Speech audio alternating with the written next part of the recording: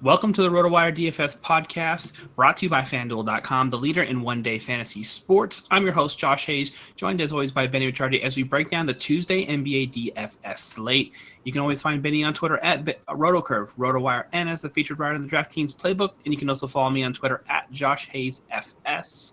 The Rotowire DFS podcast is available on iTunes and Stitcher, and now streaming live on this very show on Google Hangouts and available on the official YouTube channel for Rotowire. So make sure you check it out, subscribe, let us know you enjoyed the show. Benicio, welcome to another day of fantasy basketball action.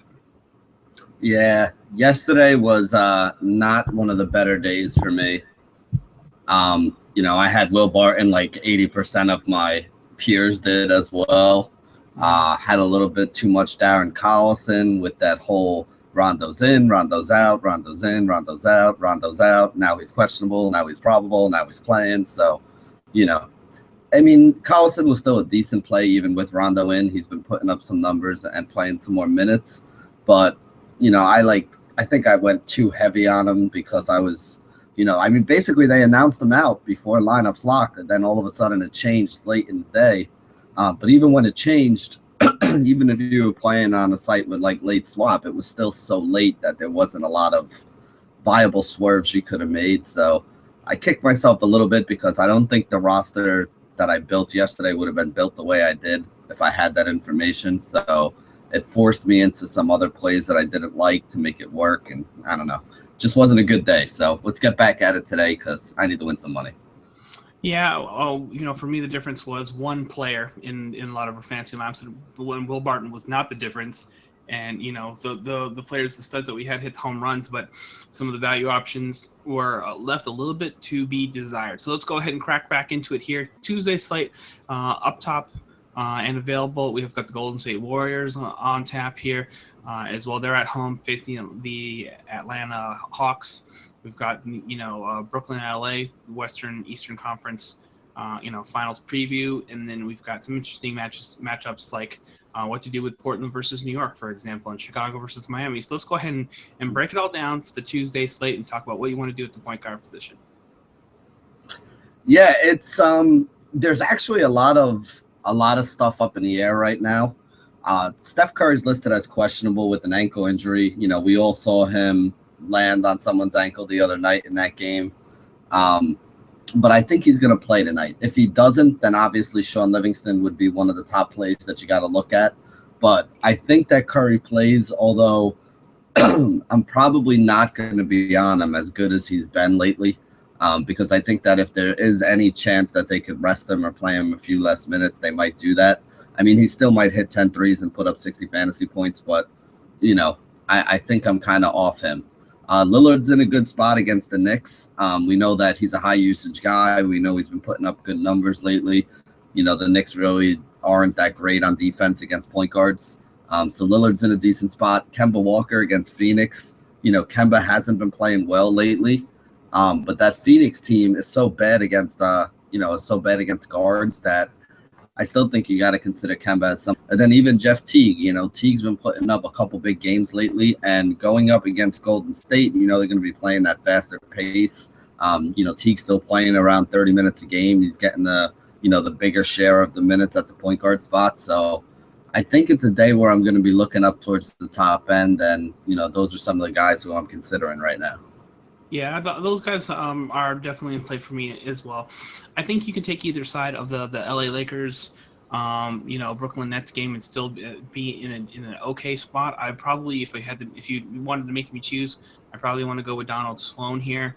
He's been a little bit quiet over these past couple games, but he's certainly not a guy that's going to burn you for 4,800, producing the low 20s. If you can get back up to the higher side of the 28 to 30 point upside, we're talking about 6x value in that spot. And we know the Lakers give up more fancy points than anybody in the world to the point guard position. So there's a decent little cheap swerve in that area.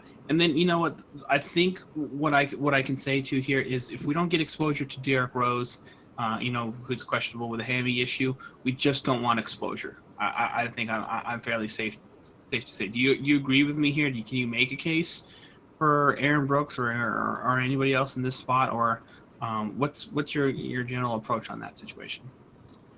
Yeah, if Rose is out, if Rose is out, depending on what site, there's a couple places that Etwan Moore is still pretty cheap, so he would be the only guy that I would really consider as like a swerve option.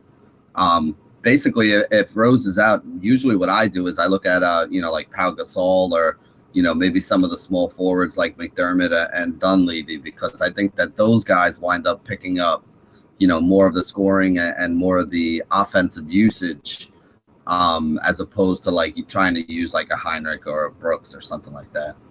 Yeah, I agree with you there as well. So, yeah, it's going to be for me just stick to the Lakers game, particularly Sloan and Russell. If you want some value town, Russell certainly is a guy who probably has more scoring upside, but you do have to pay $500 more for him. So keep that in mind there as well. I also don't mind Jeff Teague for or even in the deeper spot, Dennis Schroeder for GPPs, because you just know the pace up for the Golden State is going to be turned up to the ceiling, and I just need Steph Curry to be cleared. If before I make sure I jump into the roster with him. I expect that he will be cleared for the most part, but because he has a questionable tag and he had to leave the Saturday night game for just a little bit, something else to keep in mind before you throw him into any of your cash or GPP lineups. But to me, he's at least in cash games will probably be a must start for me, and I'll figure out if I need to cram Sloan or anybody else into the lineup there afterwards, because he's been averaging over 60 plus fantasy points per game, which is insane at the point guard position. Let's go ahead and talk about the other guard position here for the Tuesday slate and talk about what you want to do at the 2 for Tuesday. Yeah, I've actually been looking at Nick Batum, who hasn't really been putting up big numbers lately, but he's just gotten so cheap compared to the other guys in the price range. Like if you're looking at the guys up at top, you have McCollum at like 71 on FanDuel, Wade at 76, Klay Thompson at 72, Oladipo 100. He's going up against Phoenix. It's a game where Charlotte's expected to put up like 110 points. We know how bad Phoenix is on the defensive end. They play at a high pace, so I think things all kind of set up for him, and I think he's gotten cheap enough here where, what do you really need out of him? Like 30 fantasy points in order to get value at 6,200. So Nick Batum is definitely one of the guys that I'm looking at. Of those guys up top, I really like Dwayne Wade again here against Chicago. Remember, Chicago doesn't have Jimmy Butler, so whatever DVP numbers you're looking at for the 2 guard, you can basically throw them out the window. And the thing that I was looking at today that kind of shocked me, of the 12 teams playing today on the 6-game slate, Dwayne Wade has the highest usage rate of any player that's on the court right now. He's at a 35.5% usage rate. So that is huge, and that means that you're going to see him having the ball in his hand a lot. So for me, the 2 guys that I'm kind of targeting here are Batum and Dwayne Wade are probably my 2 favorite up top. Yeah, I think you can make a strong case for those guys there as well. I love the usage rate, and we're speaking of usage rate, there's only 2 players in the top 10 that have a usage rate above 30, and the second guy I don't want to touch is Kobe Bryant, even though he has a plus matchup in Brooklyn. He's also has a questionable tag with his shoulder. I'm actually hoping he does not make the lineup so I can get exposure to Jordan Clarkson, who is a guy that I like. I'm fine just giving him a little bit of a pass against the Memphis game. That game, was just a little bit of an aberration for him. He only scores 82 points, didn't do too much else from the field there as well. But prior to that, had paid off 6-6 or higher in 4 of the past 5 games, and you love that the matchup greatly improves now that Joe Johnson's out of the lineup, and it's going to be Bojan Bogdanovic on him defensively. So I will jump back in on Jordan Clarkson at 6K. You did get a $200 discount from the most recent price there as well. Now the question here is, and we talked about them quickly, in the point guard position here is Etwan Moore, who had a little bit of a hiccup. And hasn't really been assisting a ton. He does have a 6 assist game and a 3 assist game in the past 5, but it's just 1 assist, from him at the point guard, at the shooting guard position overall. So, what do you do with Etwan? Is he a decent value option? Can you pair him with Dwayne Wade at shooting guard? Do you want to do something different? My other question to you is, are you going to be getting some exposure to Mario Hezonja if Evan Fournier ends up missing this game as well with a sore wrist? Yeah, I think the only site that I would be willing to play more on is probably over on FanDuel because his price is still way too cheap. It's only I 4,400. don't think there's any need for name calling. I mean, let's just, let's just call him. He's a basketball player. You don't have to refer to him as a moron. That's really not fair. He's only one bad game out of 6, Benny. Wait, did I call him a moron? You said moron, and I just sort of. Oh, okay. Oh, all right. I got it. Yeah. Yeah, all right, I got it. Yeah. So anyway, back to the analysis. The only site that I play each one more at is probably FanDuel because 4,400 is pretty cheap. You're looking at guys like him, Langston Galloway. I'm not gonna play Hezonja. I mean, I even told people the other night, like, people are like going nuts because he was so cheap, and I'm like, yeah, but he's only gonna get you like. What did he get the other night? 20 fantasy points, 22 fantasy points. I used Langston Galloway the other night and got a higher score and a higher multiplier for a couple $100 more. And it wound up being a better overall play. So, just because Hezonja is starting, it's not like, he's the number one option on the team or he's going to score. I mean, what's his upside really? Does he even have 30-point upside at this point? He's been in there a couple times before. And it's the same thing. You're getting like 22 to 25 fantasy points, which is okay. But, if you only get 25 fantasy points out of one guy on your roster, you basically need the rest of your roster to go for like 275, 280 at the other, 7 or 8 positions. That's not an easy thing to do. You're still going to need 35, 40 points out of every other guy in there on average, in order to make it there. So even with these punt plays, if I'm taking a punt play, I want a guy who can get me, at least a minimum of 6.5 to 10x, and I just don't see Hezonja doing that. I don't see him putting up a 35 fantasy point game. All right, so Hezonja, by the way, is only small forward eligible on FanDuel, our official site sponsor. So something to definitely reference and mention. But just to sort of put a bow on this whole thing here, in or not in on Etuan Moore? On FanDuel, I'm in. On other sites, I'm not because he's been priced up. On FanDuel at 4,400, I think he's still viable. Yeah, I definitely still think he's viable there as well. Now, the last thing I will say here is, do you feel comfortable at 6,200 for Nicholas Batum jumping in against a plus matchup at home against Phoenix? Because Batum has been, basically a puke fest for a good, 2+ weeks, almost 3 weeks now. But we were at a high point of like 7,600 if you even go back to like December pricing, and now to catch him where he is at 6,200 should be supreme value in a plus matchup. But it is sort of taking a leap of faith. So do you want GPP only? No, thank you. Give me some. What do you say? Yeah, like I said, he's one of my favorite plays. I'm all over it. 6,200 for him in that matchup to me is just way too cheap. Or, sorry to go. No, GPP and cash. Ooh, okay. Yeah, I'm fine in GPP and I'm fine in cash. Yeah, 6,200 is cheap. Yeah, even if he has a bad game at 6,200, if he has a bad game, he's still going to get you 25 in this matchup, 26. So he's not going to kill you. And at 6,200, we've seen him put up 40, 50 fantasy points before. So it's not too often that you get a. Sorry, he's been below 25 in 3 of the past 5, is my concern. Granted, this is a great matchup. This is a great matchup for him. It's going to be paced up, I'm perfectly fine with it.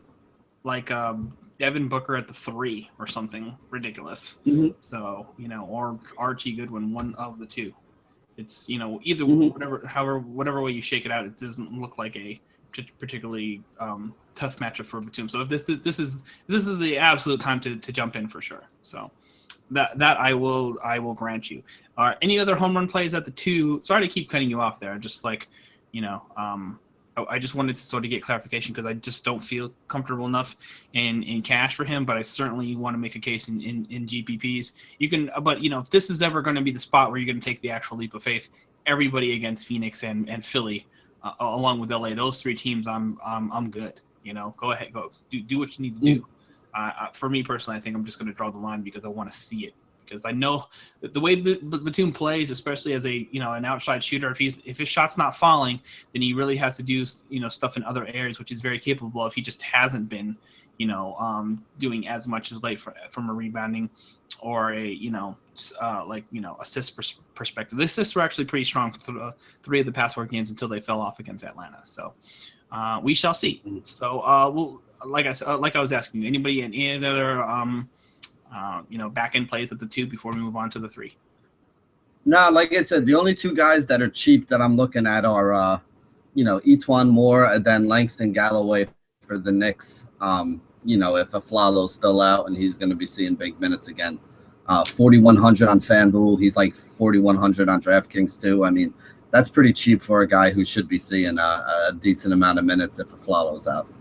All right, fair enough.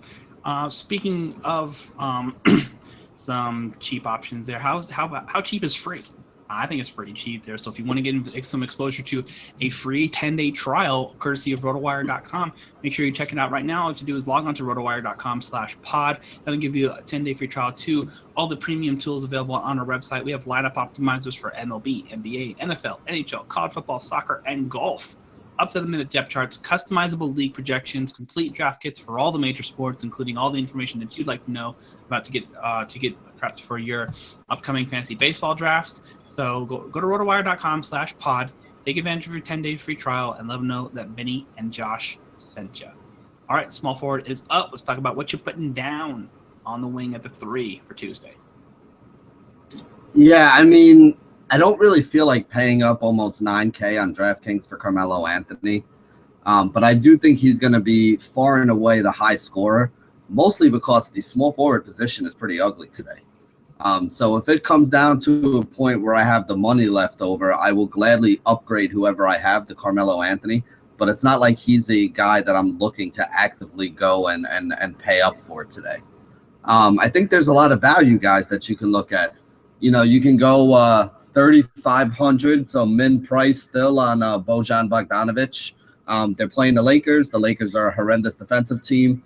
Whether you like Bojan or not, or Bojan, basically at this point, since they got rid of Joe Johnson, you know that he's going to get big minutes. So as long as he's getting big minutes, you got to consider him at minimum price. The other guy who I've been looking at is PJ Tucker at 4,800. PJ Tucker can be up and down. The thing I like about him, though, like he played 41 minutes last game. He played like 37 minutes the game before. I mean, he's getting big minutes, so he's out there on the floor. So I think that, especially for cash games, I think if you need a cheap guy, he's got probably the safest floor because he just plays so many minutes that even in a bad game, he's still able to rack up 20 fantasy points and not completely kill you. I don't think he has huge tournament upside, but again, he's pretty cheap. The price has actually come up a little bit. I think I'd rather use Bojan if I was looking for a cheap option that gave me more upside. But I do like PJ Tucker as well. And then the guy who I think I'm going to have on a lot of rosters, I really like the way Chandler Parsons been playing lately. Yeah. Going up against Orlando. We're not really sure. Maybe he draws some Hazonia defense. Which is probably the way it's going to go if Evan Fournier's out. So I think he's in a pretty good spot. I think he's been a little more aggressive on the, offensive end. He's been putting up some better numbers. So I really like Chandler Parsons. And then, from there, it's basically punt option guys that I'm looking at. Guys like Dougie McBuckets, guys like Hazonia. Those would be the guys, Bojan at min price. I mean, there's a lot of value that has a chance to put up some decent numbers for you at the small forward spot. And, other than Carmelo, if you want to pay up for him, I don't really see a lot of big scores coming out of any small forwards today. Yeah, it's going to be tough to derive some value.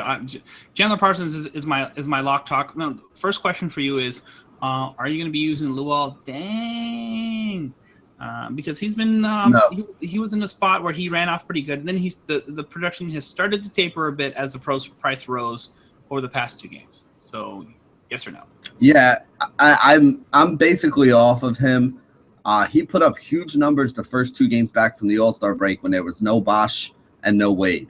But now that Wade has come back, Wade is kind of like Kobe Bryant on the Lakers to the rest of his teammates on the Heat. And what I mean by that is, like, when Bryant plays, you see the production of everybody else dip a little bit because he's such a high usage guy. And like you said earlier in the show when we were talking about it, Wade actually has a higher usage rate than Kobe does. He's been more efficient with it, so he's been a little bit better by, kind of being a little more of a ball hog. But the, offshoot of him having such a high usage rate is that when he's back in the game, it affects every other one of the guys that they had. So you add Joe Johnson into the mix, which could take a little bit away from, Luol Deng. You put Wade back in there with his high usage rate.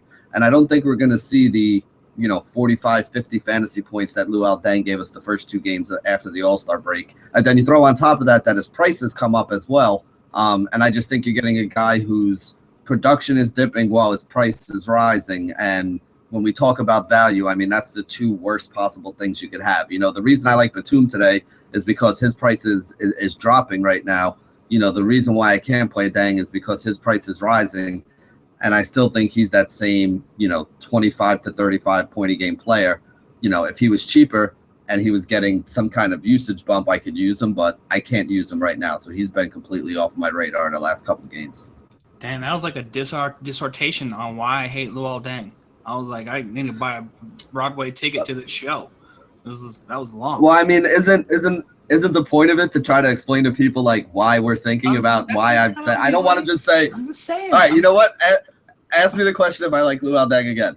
Do you like Luol Deng for Tuesday? No, let's move on.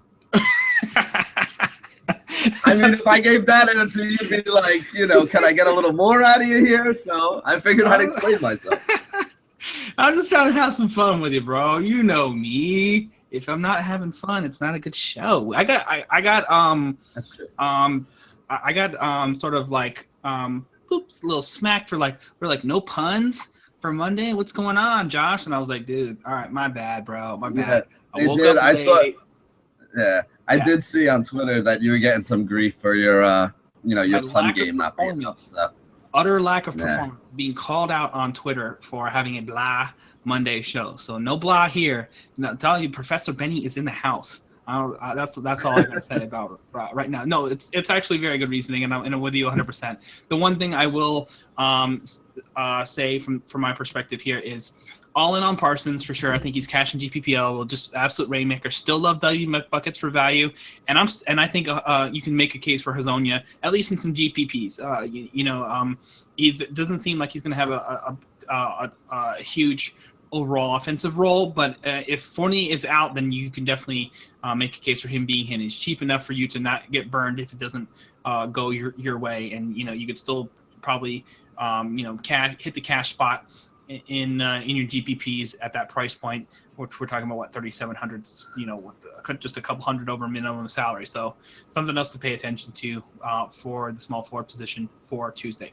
Power forward up next. Let's talk about what you're putting down on the block at the 4 for Tuesday.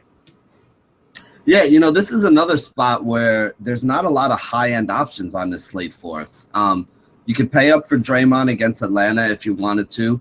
On FanDuel, he's still a little bit cheap. I think it's $8,400 is his price. On other sites, he's a little more expensive. So, again, a guy kind of like Etuan Moore, really the only place I would look at him would be on FanDuel. And at $8,400, I think he's definitely a viable option. I haven't been playing Millsap as much lately as I had earlier in the year, and I don't really love the matchup for him at power forward against Draymond, so I probably wouldn't pay up for him. And those are basically the only 2 guys really up there at the, what I would consider like the top price point. From there, you go down, you got guys in the middle like Thad Young, Julius Randle, Kristaps Porzingis. Not really a huge fan of any of those guys. I think if I'm going in that like $6,000 to $7,000 price range, I'm probably going to go with Aaron Gordon. I know his price has come up a little bit. It's not really the greatest overall matchup, but I'm expecting this game to be pretty high scoring, and I'm expecting him to play a lot of minutes. We saw his usage tick up a little bit in the last game without Fournier in there, and I mean, they made moves to get this guy into the lineup. He's been producing pretty well, double kind of numbers, scoring some points, hitting some threes, getting some assists. He's athletic as hell, so he's going to get some steals and some blocks too. So in that $6,500 price range, he's probably the guy I'm looking at, And then from there, I go down to some of the cheaper options. You got Marvin Williams at 6K, who's a guy that I think we need to talk about because people aren't talking about this guy, but the last couple games, he's been putting up some really good numbers. I like everybody that's going up against Phoenix. I think that, their defense is pretty atrocious. So I definitely think that Marvin Williams could have a decent game here at 6K. I think he can get us over the 30 fantasy points that we need, and I think he's going to be low owned. So he's somebody else I like. And then the last guy on my list is Mirza Teletovic. Yes. Again, he's been putting up big numbers. He's been playing big minutes, and especially on FanDuel, he's only 4,700. For 4,700, we need like 23, 24 points out of this guy, to be safe for cash. And he's given us 30, 40 point upside in the past couple games. So for me, he's probably going to be the cheap guy that I go with. And then I'm going to, figure out, amongst these other guys who are decent options, who fits into, two I'm going to roll with. Yeah, Mirza was the case that they gave me for sure. Has been like an absolute destroyer. And your boy, Thad Young, has been a guy who I think we can tap for an increased role. A little bit disappointing performances with Joe Johnson out of the lineup. He did score 21 points, but, the 33 points at the 7K price tag overall was not enough to meet 5X. So you need him to go a little bit bigger than that. Need him to do something else besides just, the 20 points and the 8 rebounds. So I wish the price was a little bit lower because I think he could definitely crush against the LA Lakers in this matchup, and you love the total is above 210. So Commissioner Gordon, to me, is lock chalk for me. Bottom 5 matchup DVP wise against Dirk Nowitzki, does everything under the sun, as well as which and the price at 6,500 is rising, but he's still continuing to pay off the price tag at a very consistent level. So something that I feel like fairly solid about overall. So I'll be taking that approach with those guys. There as well. Now, down below that, any home run options, or are we going to draw the line there at Mirza? Yeah, for me, Mirza was the lowest guy that I really felt comfortable with for cash and had GPP upside.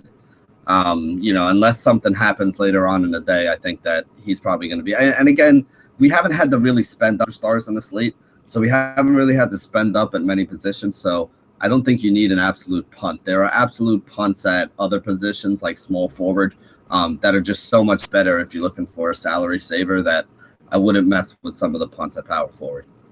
I agree with you there as well. So let's go ahead and move forward to the center position for Tuesday. But before we do that, we have to let all the business owners out there know that if you're looking for a website, why not do it yourself here with Wix.com? No matter what business you're in, Wix.com has something for you. Used by more than 75 million people worldwide, Wix makes it easy to get your website live today. You need to get the word out about your business. It all starts with a stunning website. So with hundreds of designer-made, customizable templates to choose from, the drag and drop editor, there's no coding needed. You don't need to be a programmer or designer to create something beautiful. You can do it yourself with Wix.com. Wix.com empowers business owners to create their own professional website each and every day. So when you're running your own business, you're bound to be too busy to worry about the budget, the scheduling appointments, or building a website for your own business. And because you're too busy, it has to be easy. And that's where Wix.com comes in. With Wix.com, it's easy and free. Go ahead and go to Wix.com to create your own website today. The results will be stunning. All right, let's go ahead and talk about your stunners at the center position for the Tuesday slate. Yeah, I think there's two ways that I'm looking to go here. If I have the money to spend up, I like Brook Lopez over Hassan Whiteside and Vucevic and Al Horford. Lopez to me going up against the Lakers. Lakers are a team that we've been picking on all season. High usage guy for a center. I think he's got like a 28% usage rate. I don't think it's the highest. I think actually Vucevic might be a little bit higher.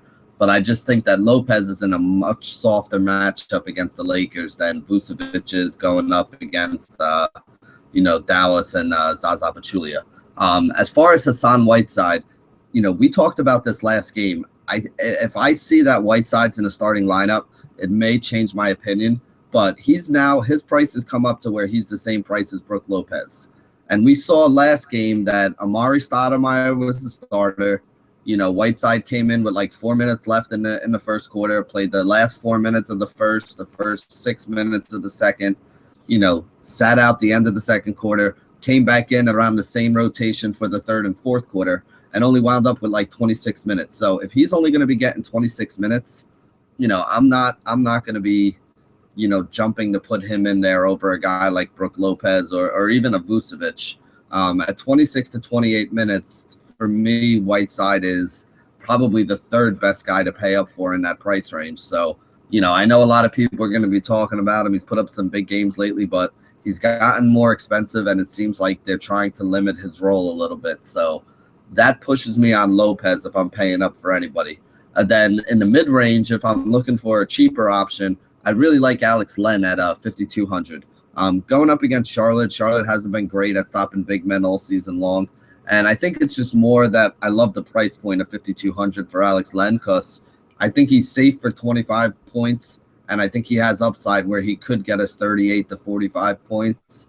And for only 5K, that's going to be a really good multiplier. So if I'm paying up, I'm going Brook Lopez. If I'm going cheap, I think it's Alex Len. And, that's probably the only way I'm going to mess around with the center position on this slate.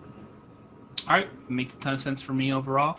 The only thing I want to say here is from a value perspective there overall, I think you definitely can't do any better than Alex Len in this spot for 5,200. It was a little bit of a surprise guy there as well. But keep your eyes peeled on Robin Lopez too. He's definitely more expensive, and he's in the 5,800 range there. Oh, actually priced up to 6K up against Portland. We know that's a soft defensive matchup with Myers, Leonard, and Plumlee and company that you can take advantage of. And he's been pretty consistent overall. 14 and 14 with 3 blocks. It was good for over almost 6.7x this last matchup. And then, he was 2 rebounds away from the double-double, and still 28 fantasy points was good for 5x essentially in those spots. So good matchup, defensively in this spot. They've been sort of, leaning on his role. Kristaps Porzingis continues to struggle to be an effective rebounder and a trustworthy fantasy option. And, Robin Lopez is just like your nice, cheap, safe option. If you're not going all the way up top to Lopez and Whiteside or even Vucci for the Tuesday slate. And that is going to wrap it up for the Rotowire DFS podcast. Thanks for watching. Thanks for listening. Don't forget to press that subscribe button on the official YouTube channel. We've been lucky and fortunate enough to add subscribers each and every day to this podcast and to the YouTube channel. So we love that. We definitely appreciate that. You can send all your comments, complaints, and questions to Benny on Twitter at BennyR11 or me on Twitter at JoshHayesFS. And it's Rotowire.com and at Rotowire for all your season-long and fantasy DFS questions, needs, wants, and anything else thereafter. Thanks for tuning in. We'll see you next time.